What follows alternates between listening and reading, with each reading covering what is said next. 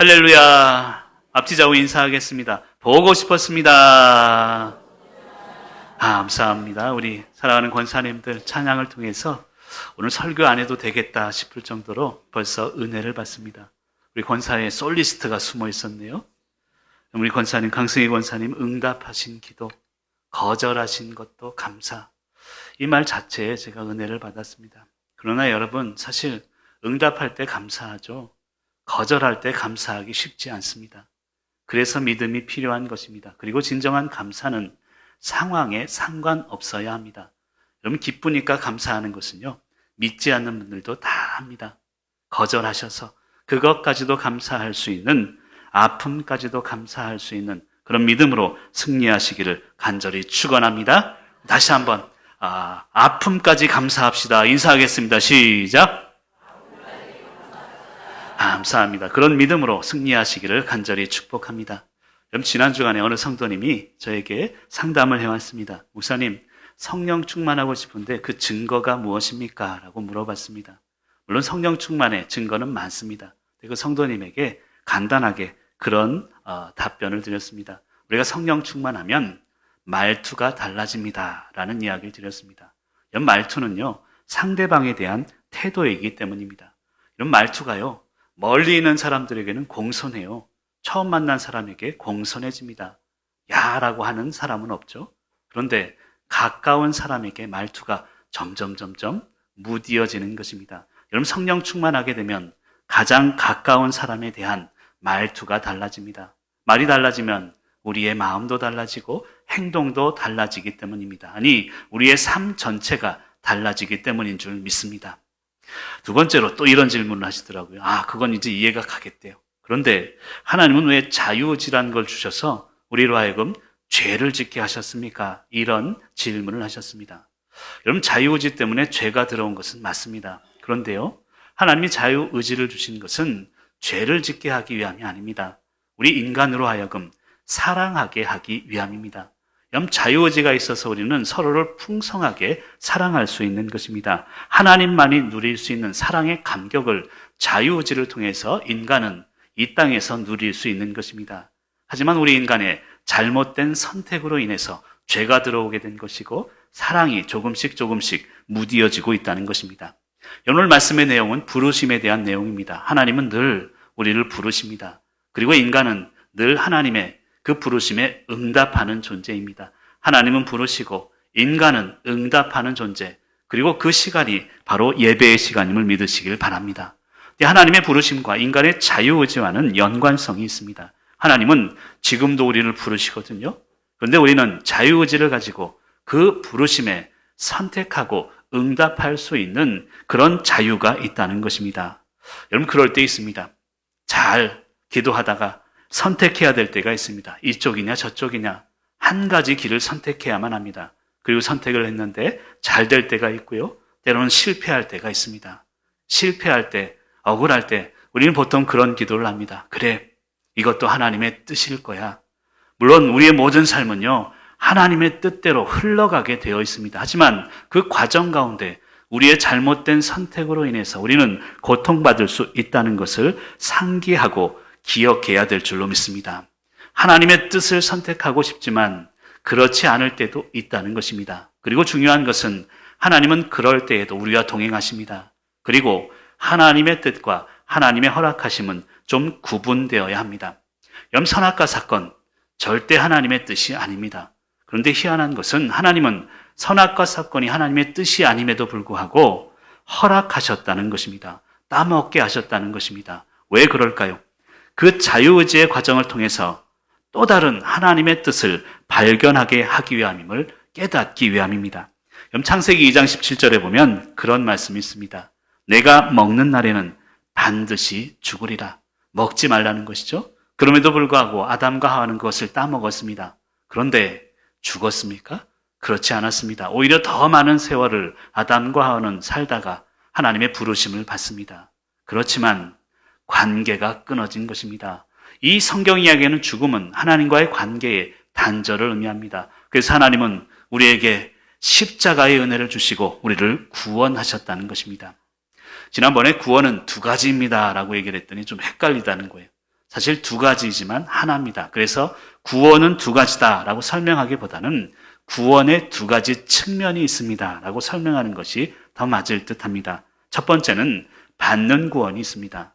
믿음을 통해 우리는 구원을 받는 것입니다. 저와 여러분은 이미 천국 백성으로서 구원받았음을 믿으시길 간절히 축원합니다. 근데 두 번째 구원의 측면은 지키는 구원이 있다는 것입니다. 내가 받은 구원, 말씀대로 행함을 통해서 하루하루 지켜나가야 되는 것입니다. 그래서 구원은 두 가지의 측면이 있고 이 구원은 하나의 구원입니다. 근데 여러분, 축복도 마찬가지예요. 축복도 두 가지 측면이 있습니다. 하나님은 우리에게 축복을 주십니다. 받는 축복이 있다는 것이죠. 회개를 통해서 우리는 축복을 받게 됩니다. 그리고 두 번째는 바로 지속되는 축복이 있다는 것입니다. 여러분, 겸손을 통해서 우리가 받은 축복은 쭉 지속되는 것입니다. 우리나라 속담에 산대 가는 부자 없다라는 말이 있습니다. 아니, 왜 부자가 산대를 못 갑니까? 교만 때문에 그런 것이죠. 하나님이 주신 것을 은혜를 깨닫지 못하고 교만하다 보면 결국 무너질 수밖에 없다는 것입니다. 그런데 은혜도요, 마찬가지입니다. 은혜도 첫 번째는 받는 은혜가 있습니다. 믿음을 통해서 받는 것이죠. 그리고 두 번째는 지속하는 은혜가 있습니다. 그 은혜를 우리는 지속해야 합니다. 내가 받은 은혜 지속할 수 있도록 늘 말씀대로 행함으로 살아야 합니다. 그런데 은혜에는요, 세 번째 측면이 또 다른 측면이 있습니다. 그것은 바로 나눔의 은혜가 있다는 것입니다. 그럼 나만 받고 은혜가 끝나서는 안 됩니다. 그리고 나만 3대, 4대 쭉 은혜가 지속되어서도 안 됩니다. 그 받은 은혜, 지속되는 은혜는 나눌 수 있어야 된다는 것입니다. 여러분, 삶을 돌아보시길 바랍니다. 얼마나 많은 은혜가 있습니까? 이 은혜의 감격을 잊어버리는 순간 인간은 교만하게 되는 것입니다. 여러분, 한번 따라하면 좋겠습니다. 은혜를 주시는 분은 하나님이시지만 은혜를 지속하는 것은 바로 나입니다. 여러분, 이것을 우리는 인정하고 깨달아야 되는 것입니다. 여러분, 하나님은요, 지금도 은혜를 주세요. 지금도 여러분이 행복하기를 원하십니다. 그런데 그 받은 은혜를 지속하지 못하는 우리에게 문제가 있습니다. 받은 은혜, 겸손하지 않고 교만할 때 그 은혜는 무너질 수밖에 없습니다. 여러분, 서양 철학과 동양 철학에 좀 차이점이 있습니다. 서양 철학은요, 여러분, 소크라테스가 너 자신을 알라라는 이야기를 했습니다. 너 개인에게 집중되어 있습니다. 그래서 서양의 철학을 중심으로 발달된 사상은 개인주의적 사상으로 많이 발전되게 됩니다. 근데 동양 철학은요, 좀 다릅니다. 공자가 그런 얘기를 했습니다. 너 자신을 알아야, 여기까지는 똑같죠? 그 다음에 보면 다른 사람을 사랑할 수 있다라는 얘기를 했습니다. 여기에 서양과 동양 철학의 차이점이 있다는 것입니다. 서양 철학은 개인적인, 중심적인 그런 사상으로 발전합니다. 하지만 동양 철학, 이 귀한 철학은 다른 사람을 사랑할 수 있는 것으로 은혜가 더욱더 발전되게 되어 있다는 것입니다. 그래서 동양 철학의 결론은 저는 그렇게 봅니다. 상생과 조화다라고 결론을 내리고 싶습니다. 나만 잘 사는 게 아닙니다. 당신도 잘 사는 상생입니다. 그리고 조화를 이루어야 합니다. 부부가 조화를 이루고 부모와 자녀가, 그리고 무엇보다도 교회와 세상이 조화를 이룰 수 있는 것이 바로 우리 믿음의 철학임을 믿으시길 간절히 축원합니다. 예전에 세잎클로바, 네잎클로바 설명을 드린 적이 있죠. 여러분, 저도 그랬습니다만 네잎클로바 하나를 찾기 위해서 비집고 다닙니다. 세잎클로바가 그냥 난장판이 돼요. 근데 여러분, 이 네잎클로바의 이 꽃말은요, 행운입니다. 그런데 세잎클로바의 꽃말은 행복입니다. 여러분, 나만의 행운을 하나 찾기 위해서 남들의 행복을 짓밟는다면 그것은 진정한 믿음이 아니라는 것입니다. 오늘 말씀을 통해서 어떤 존재로 내가 선택하며 살아야 되는지를 깨닫는 저와 여러분이 되시기를 간절히 축원합니다. 오늘 말씀의 제목이 하나님의 부르심입니다. 하나님은 늘 우리를 부르십니다. 그리고 인간의 선택, 인간은 늘 하나님의 부르심에 선택을 해야 하는 존재입니다. 우리는 어떤 선택을 하며 살아야 될지 오늘 말씀을 통해 구체적으로 깨달을 수 있기를 간절히 축원합니다. 첫 번째로 우리의 선택은요, 내가 어떤 존재인지를 선택하며 살아야 된다는 것입니다.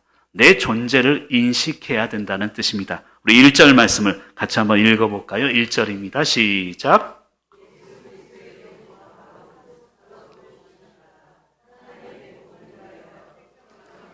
아멘. 여러분 1절에서 바울은요, 자기 자신을 인식하고 있습니다. 첫 번째는 나는 종이야. 두 번째는 나는 사도야. 그리고 나는 복음을 위해서 택정함을 입은 존재다. 바울은 분명히 자신에 대한 존재를 인식하고 있습니다. 그래서 바울은 올바르게 하나님의 사명을 향해 나아갈 수 있었다는 것입니다. 나에게 주신 하나님이 원하는 내 존재를 깨달아야 내 삶을 이 땅에서 하늘나라의 삶으로 이어갈 수 있다는 것입니다. 여러분, 인간은요, 내가 어떤 존재로 인식하는가에 따라서 행동하는 것입니다. 내 존재 인식에 따라 행동이 달라진다는 뜻입니다.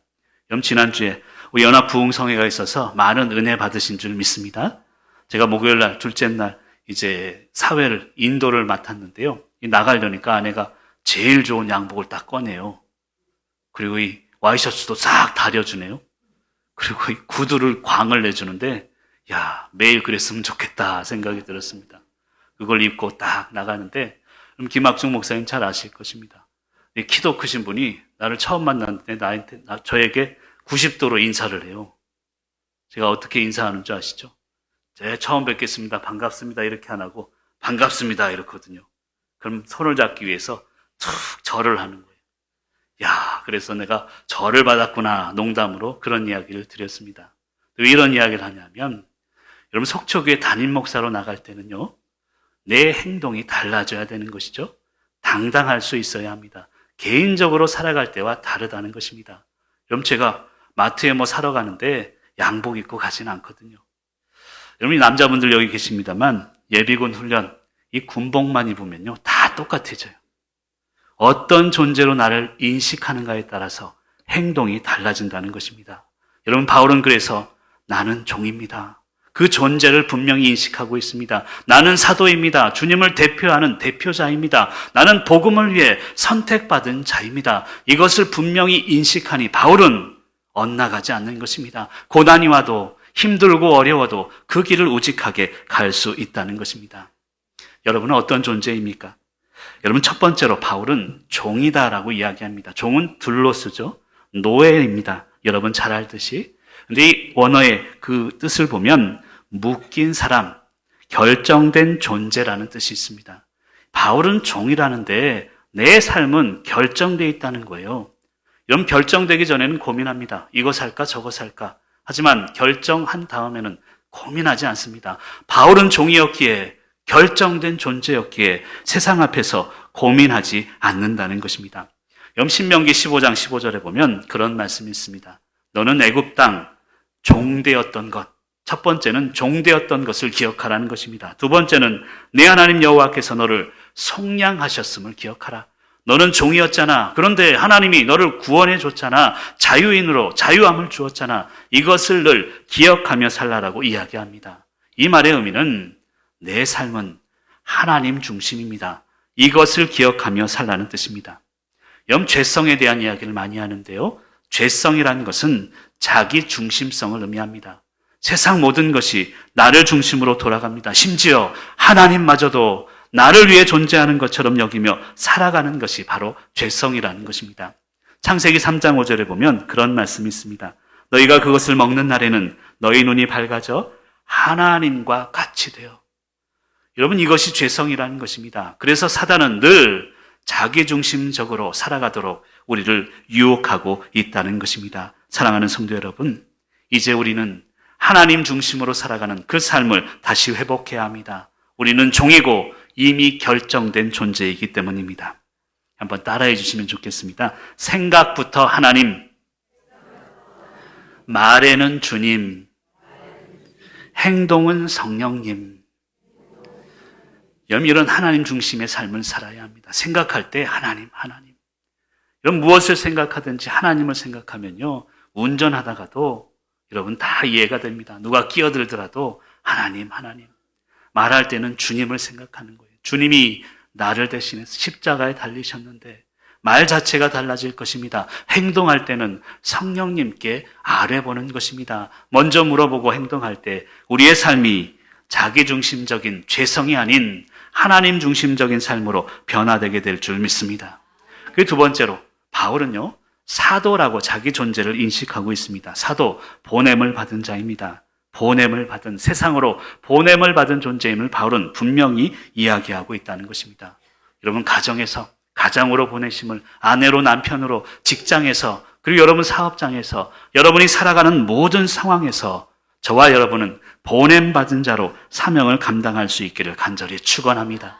그리고 세 번째는 복음을 위해 택정함을 받은 자로 바울은 자신을 인식하고 있다는 것입니다. 이런 복음 잘 아시죠? 유앙겔리온이라는 단어를 씁니다. 굿뉴스, 좋은 소식이죠.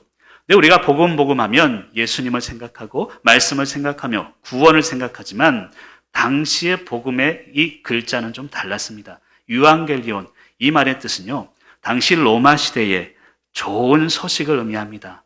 예를 들어서 로마 황제의 아들이 태어났습니다. 그러면 이게 복음입니다. 왜냐하면 로마는 힘이 지배하는 시대였고 경사가 생겨났기 때문입니다. 이것을 복음, 유앙겔리온이라고 그 당시에 표현했습니다. 그런데 여러분, 로마 시대, 로마의 황제의 아들이 태어나면 로마 제국의 시민들에게는 기쁜 소식이 될 수 있습니다. 하지만 다른 억압받는 식민지하에 있는 사람들에게는 어쩌면 최악의 소식이 될 수 있을 것입니다. 이것은 복음이 아니라는 것입니다. 그래서 오늘 말씀을 자세히 보면 바울은 복음에 하나님의 복음이라는 표현을 하고 있습니다. 유앙겔리온, 데오, 하나님의 복음.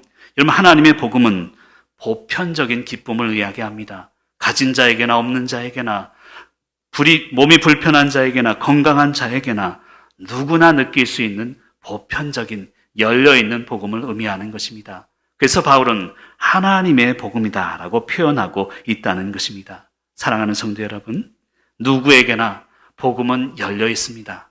그러나 아무에게나 선택되는 것은 아닙니다.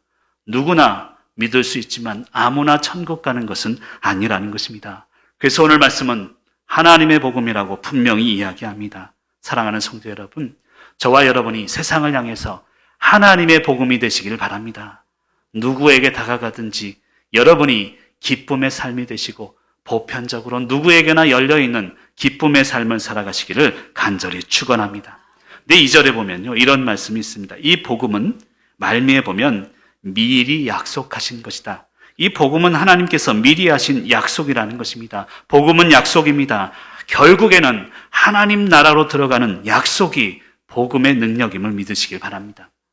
여러분, 이 민족이요, 일제 35년 이 억압을 받고 해방을 얻었습니다. 자유를 얻었는 것이죠. 이게 복음입니다. 유앙겔리온이고 굿뉴스입니다. 그런데 문제가 있습니다. 일본 땅에 살고 있던 사람들에게 자유는 얻었지만 그들의 바람이 있습니다. 내 조국으로 돌아가는 것, 그리고 조국 땅, 내 고향의 땅을 밟고 사는 것, 그것이 진정한 약속이라는 것입니다. 이렇게 설명할 수 있습니다. 출애굽 자체가 복음의 의미를 담고 있습니다. 이 출애굽에는요, 애굽에서 자유를 얻은 것, 이게 복음이죠. 그러나 거기서 끝나서는 안 됩니다. 광야의 삶을 이기고 가나안 땅으로 들어가는 것, 이것이 필요하다는 것입니다. 애굽에서 나왔지만 가나안으로 들어가는 것, 그것이 진정한 복음의 능력이라는 것입니다. 그리고 이것이 하나님이 우리에게 하신 약속이라는 것입니다. 여러분, 삶을 살다 보면 풀리지 않는 문제가 있습니다. 가로막고 있는 방해물들이 있습니다. 하지만 복음의 능력으로 하나님은 여러분 각자를 향한 그 땅, 하나님이 원하시는 그 목적을 이루게 하실 줄 믿습니다. 이 복음의 능력으로 승리하시기를 간절히 축원합니다. 두 번째로, 이제 내게 주신 직분이 무엇인지를 선택하며 살아야 합니다. 첫 번째는요, 내가 어떤 존재인지를 선택하라는 거예요. 두 번째는 내게 주신 직분을 선택하며 살아가야 합니다. 우리 5절 말씀을 같이 한번 읽어볼까요? 5절입니다. 시작.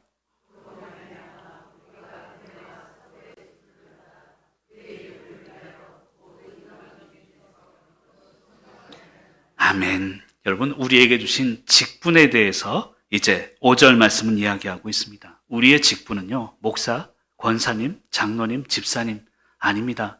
성경이 이야기하는 직분은 은혜의 직분이고 사도의 직분, 두 가지가 있을 뿐입니다. 나는 목사로서 이 세상을 직분받아 살아가고 있지만 목사로서 은혜를 끼치지 못한다면 그것은 직분이 아닙니다. 목사로서 사도의 역할을 감당하지 못한다면 그것 또한 진정한 직분이 아니라는 것입니다. 은혜의 직분과 사도의 직분을 감당하시는 저와 여러분이 되시길 간절히 축원합니다. 여러분, 은혜의 직분은요, 첫 번째로 아까도 말씀드렸지만 받는 은혜가 있습니다. 믿음을 통해 우리가 받는 것입니다. 구원의 은혜죠. 두 번째는 이 받은 은혜를 지속해야 합니다.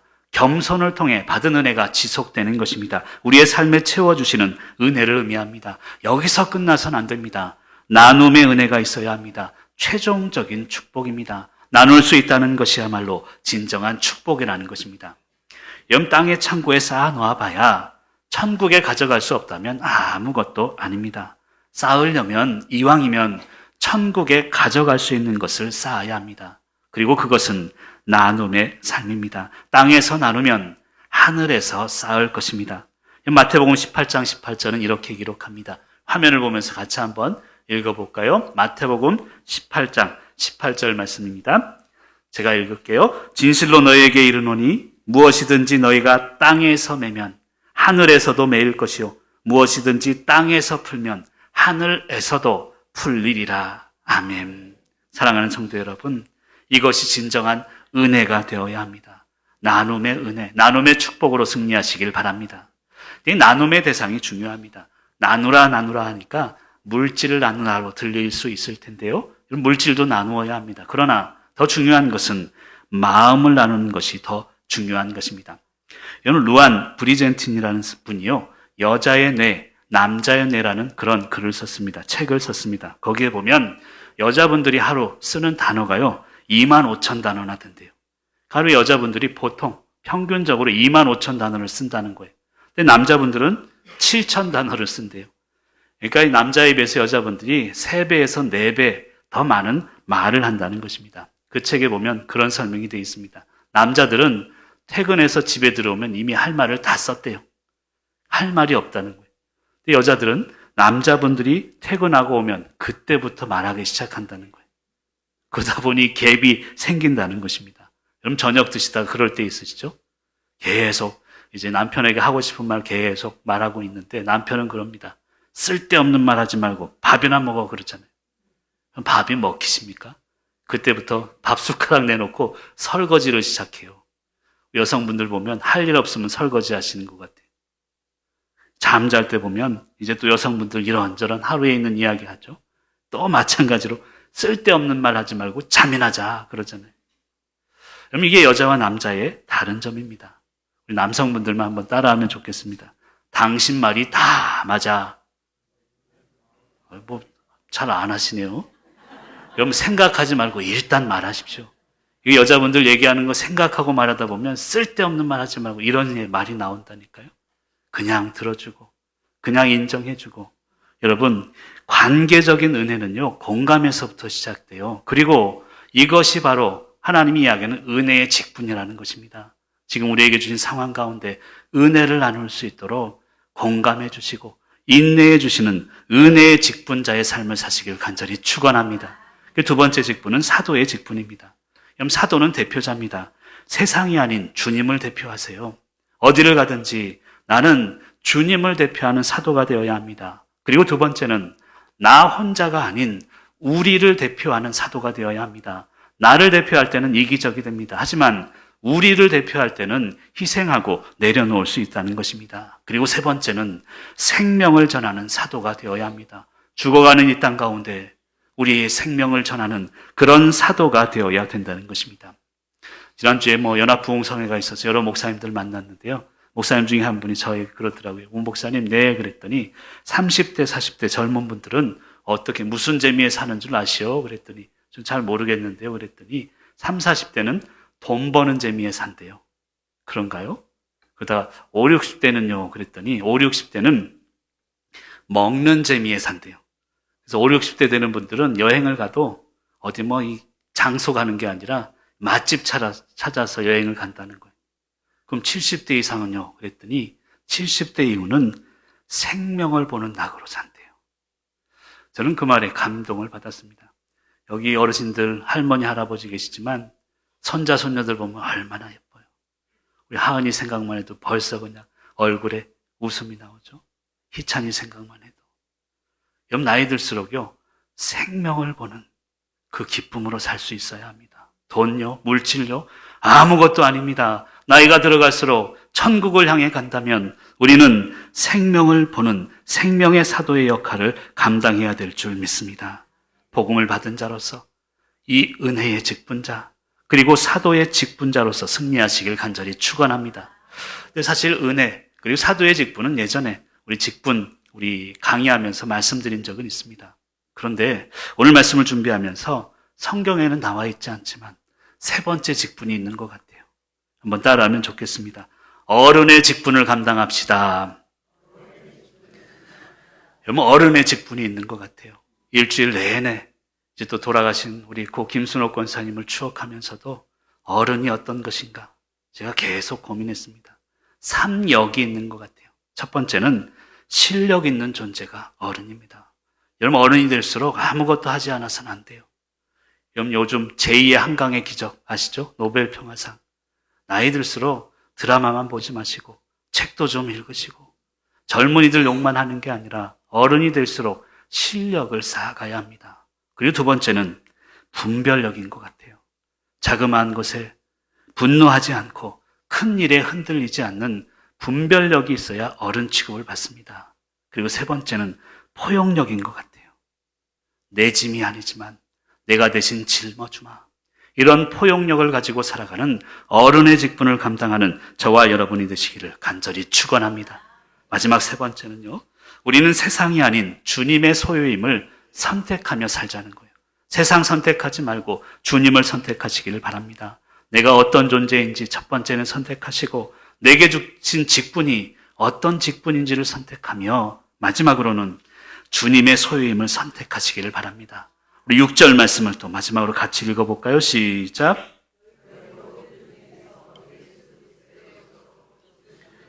아멘. 여러분, 이처럼 명확한 말씀이 어디 있습니까? 너희는 예수 그리스도의 것, 끝. 여러분, 그것 외에 아무것도 없다는 것입니다. 여러분, 세상을 살다 보니, 땅을 살다 보니 착각하는 게 있습니다. 우리가 세상에 속해 있다는 착각을 하는 것입니다.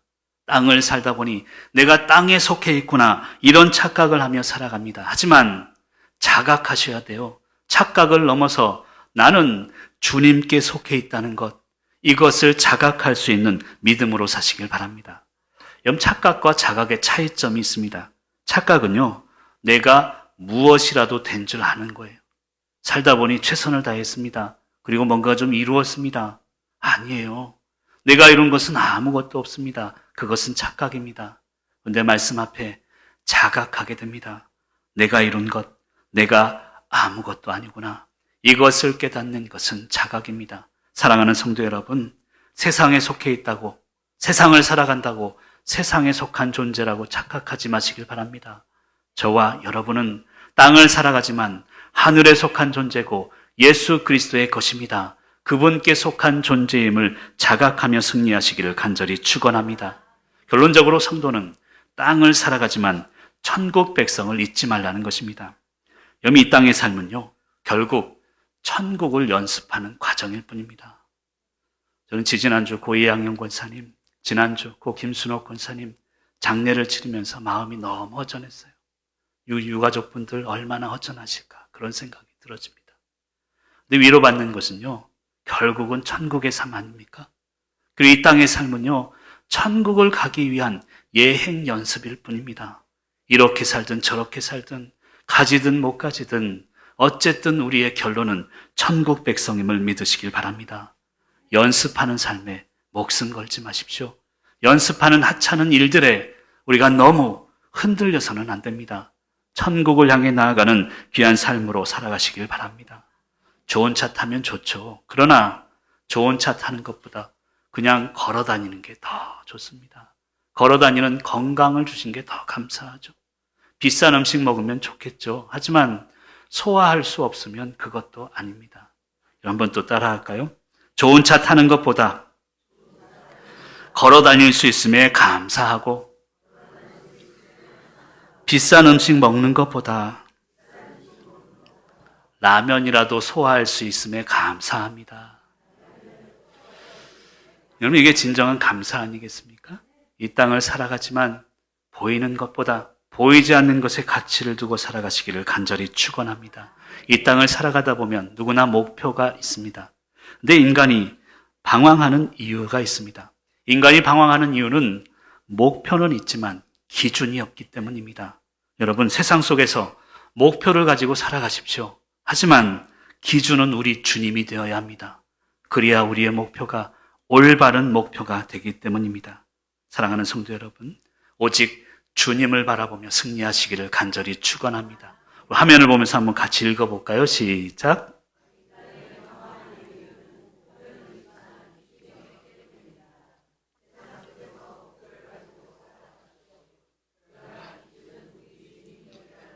여러분, 세상 사람들보다 더 큰 목표를 가지고 사세요. 하지만 기준이 없어서는 안 됩니다.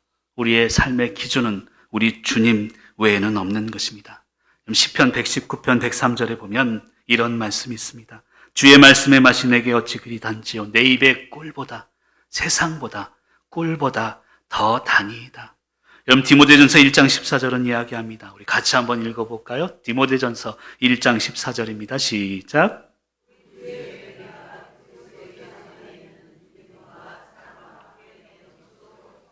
아멘. 여러분, 은혜, 믿음, 사랑도요, 그리스도 안에 있어야 풍성해진다는 의미입니다. 주님 안에, 주님의 말씀 안에 세상보다 더 달콤한 것을 누리는 저와 여러분이 되시길 간절히 축원합니다. 마지막으로, 결론적으로 그리스도인은요, 내가 누구인가, 내 존재 인식을 할 때 내 행동이 달라지는 것입니다. 그런 부탁을 드리고 싶습니다. 좋은 사람처럼 보이려고 노력하지 마십시오. 그냥 좋은 사람이 되십시오. 이 말은요, 저는 그렇게 믿어요. 사람 앞에 보이려고 하지 말고 하나님 앞에 살아가라는 뜻입니다. 그런 믿음으로 승리하시는 저와 여러분이 되시기를 간절히 축원합니다. 하나님, 오늘도 우리를 부르십니다. 이 땅에 속하지 않기를, 그리고 우리 인간으로 선택해야 합니다. 이 땅에 속하지 않고 하나님만 바라보겠습니다. 그 믿음으로 승리하시기를 간절히 축원합니다.